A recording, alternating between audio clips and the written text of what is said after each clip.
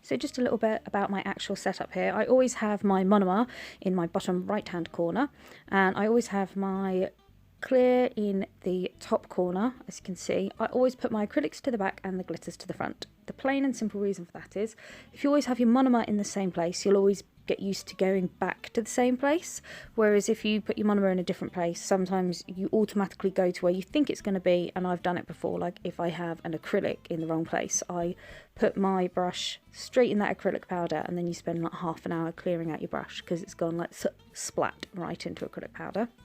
I always keep my acrylics behind my glitters for the plain and simple fact is when you're picking up glitters, you want to pick up the glitter and go straight to the nail. Now if your glitters are behind your acrylic, if you pick up your glitter as you're then moving that glitter towards the nail, some of it will fall off of the brush and it can fall into your other acrylics. So this is just a nice easy way for me to keep all of my products nice and clean. I know where everything is.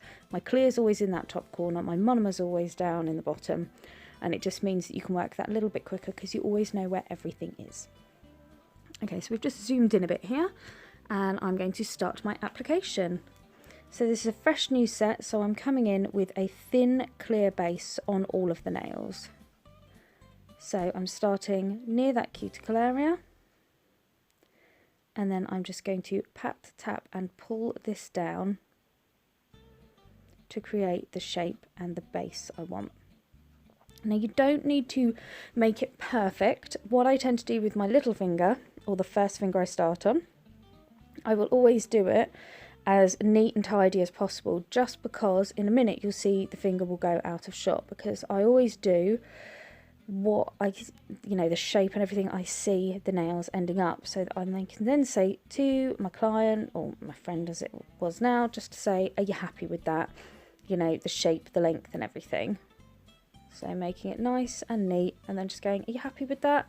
Yep, that's all fine. And this is giving your client that opportunity to have a say in their nails the entire way through the process. I will regularly, so the first colour I put on, I will place it on, and then I'll be like, you happy with that? You happy with this? So the more you say that to your clients, are you happy with this? Are you happy with that? The less chance you have of people coming back a few days later going, well, I didn't really like how this was done or that was done. And you can say, well, I did say numerous times where you're happy. So it's just another way to make sure that your client knows that they're the most important part of the process. So that first pink I have done from the cuticle area and blended down. And then I'm coming in with that bright orange from the tip and blending up, making that nice ombre.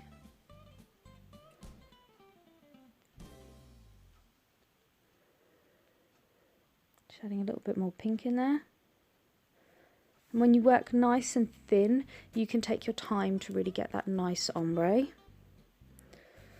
And then I'm going to use a very small bead of wet acrylic into those crystal chameleon flakes, and then I'm just applying over that ombre.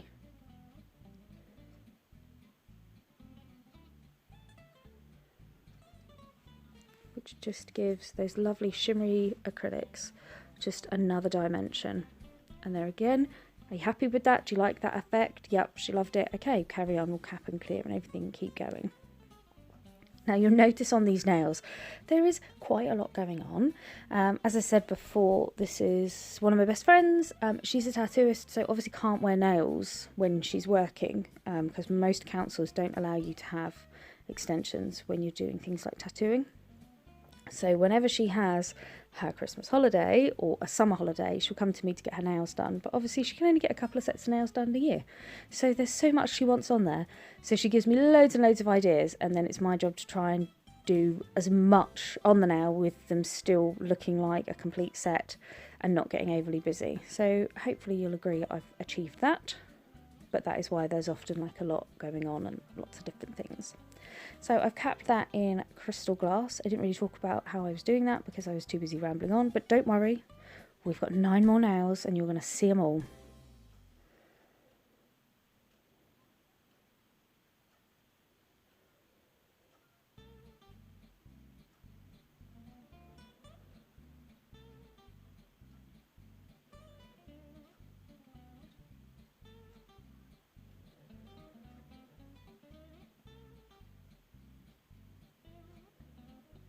And then moving on to that next nail.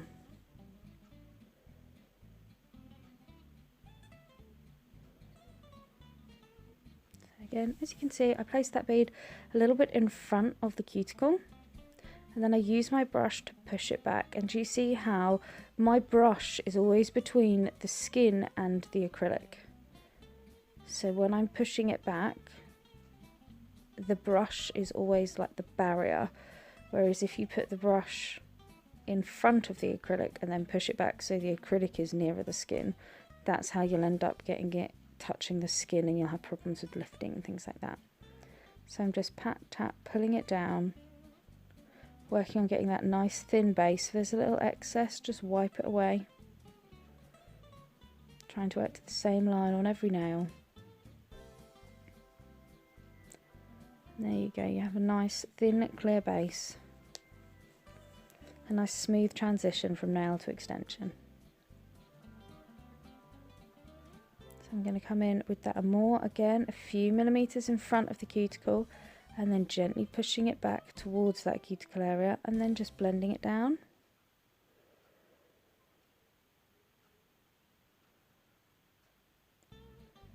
And then I'm just coming in with wet beads of different colours.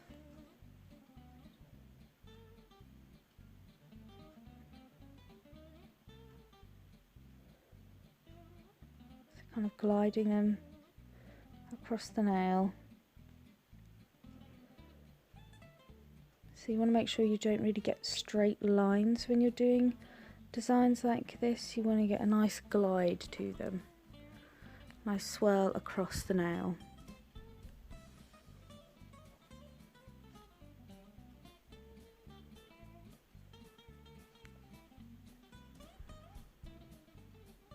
And I just randomly pick up the colours. I don't really have a plan, it's just what I feel as I'm working away.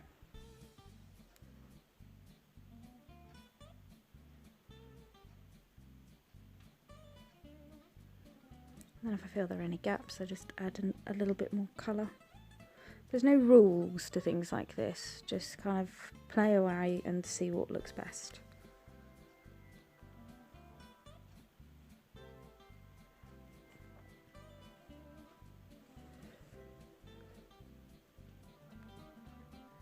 And then she just wanted a few of these Andromeda flakes on the marble nail.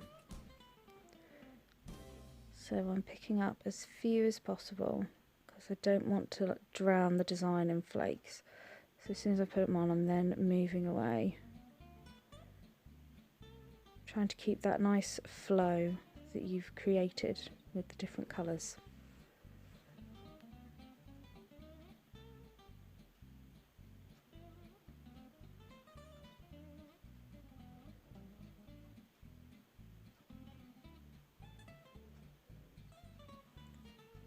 Now I'm going to cap in clear. So again, a few millimeters forward and then gently, very gently. You see how like feather touches, and then I always kind of swipe along the side walls just to keep them nice and thin, because you don't want your acrylic bleeding into your side walls and flooding them or anything. And then I just pat and tap and pull, making sure everything goes nice and matte, so I know it's been covered. It's all encapsulated.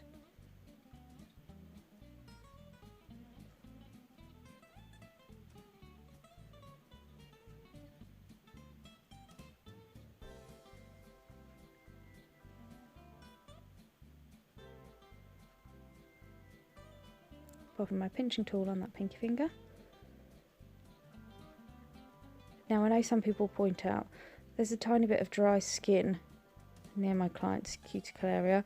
I very rarely clip or trim cuticles, especially before starting a service. Now if your client has really thick, overgrown, hard skin, then you will need to trim some of that to get to their nail. But in a situation like this, I can quite easily work on that nail, and that little bit of dry skin isn't getting in the way and isn't going to affect my application.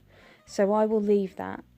Once I have filed and finished off these nails, before I top coat or anything, if I then think, oh, there's a little bit of cuticle there, I'll get rid of it. Then sometimes I will trim a little bit away then. But generally, before application, I try very hard not to trim or clip at cuticles. The main reason is that people often get confused between the cuticle and the eponychium, and you should not trim the eponychium.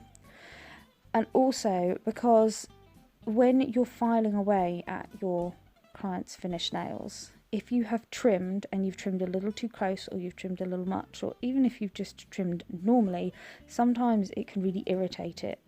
So I personally prefer to wait until all the filing is done, and then if I need a little bit of a tidy up, I do it. But generally, there's, you know, unless there's massively overgrown cuticles, I don't tend to trim.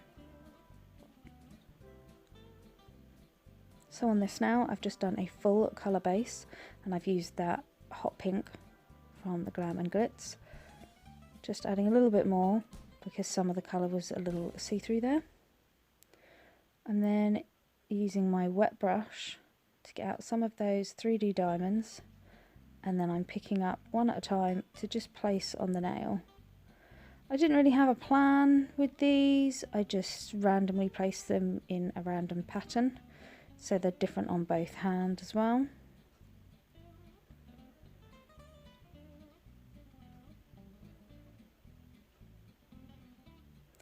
Make sure when you're using these 3Ds that you get them all round the right way.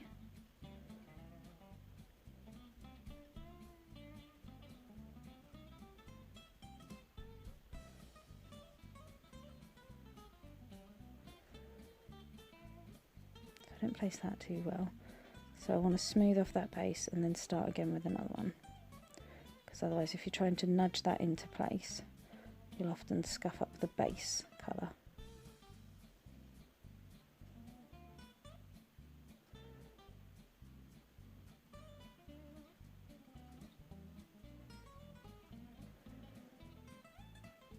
So I was aware I'd been fiddling around a little while with that one, and I didn't want the next nail to cure too much before I pinched it, so I moved my pinching tool across, and then I'm going to cap this one in clear.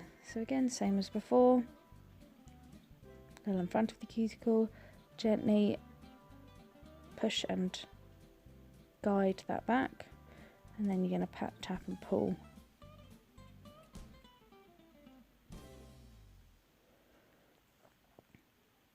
And then it's gone all nice and matte, so I know it's all capped.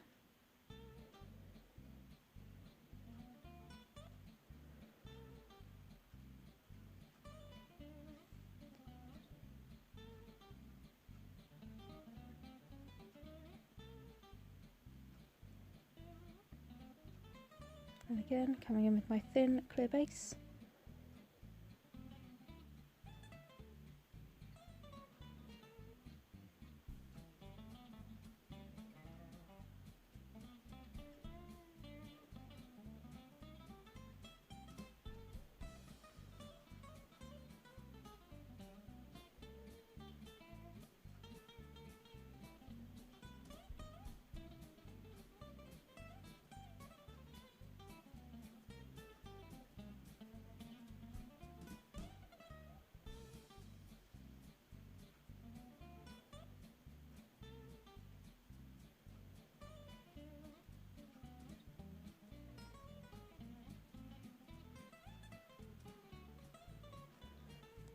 Then coming in again with that Amor, with that Pixie dust at the cuticle area, and then blending down.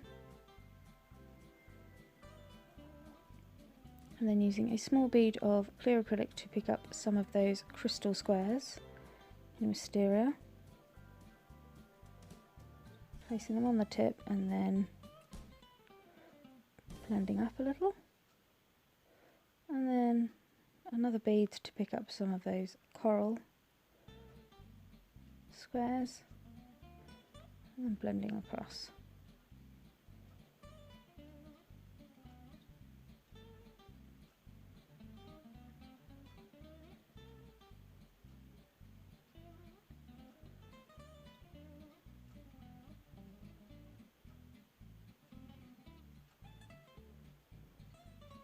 And then capping that all in crystal glass.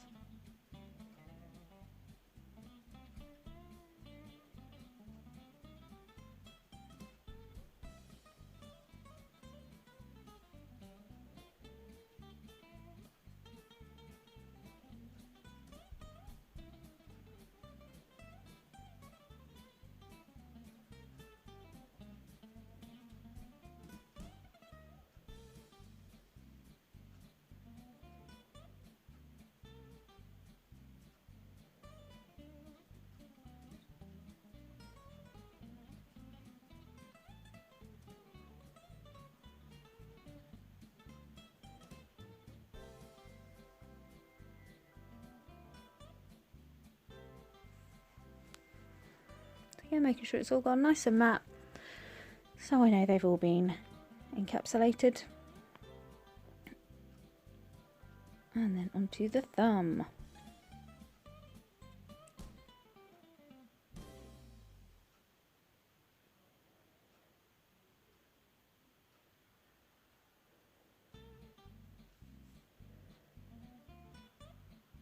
So again, placing that nice thin clear base down.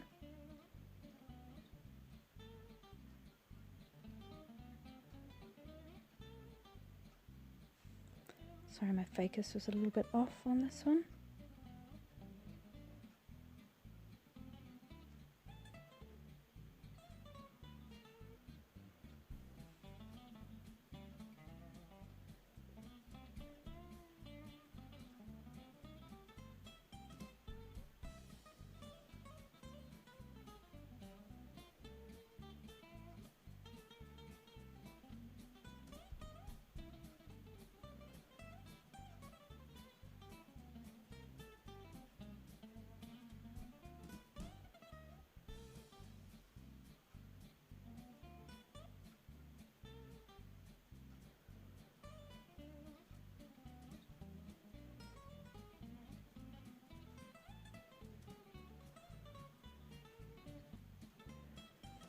And coming in with that orange, that wicked lava,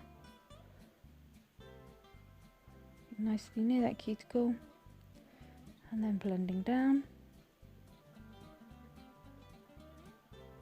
So again, make sure you keep it nice and thin near the cuticle. You still want a good cover. And then coming in with the pink at the tip and then blending up.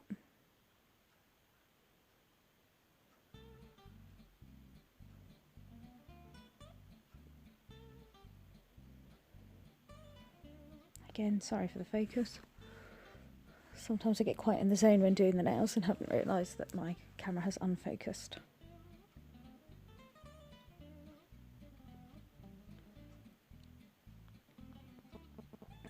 And then again coming in with those crystal chameleon flakes. As you can see, you don't need much. So tiny little bit and then you get full coverage. And it just adds a nice little dimension to the nails.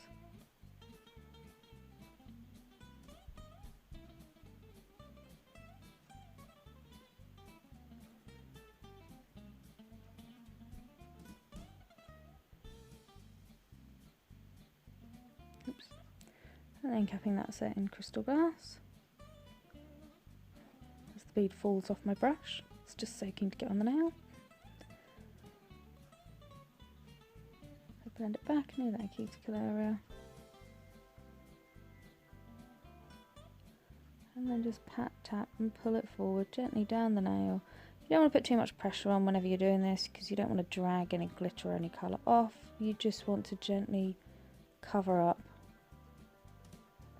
your base design. And even like if you finish this off with a matte top coat, I think that would also be really pretty.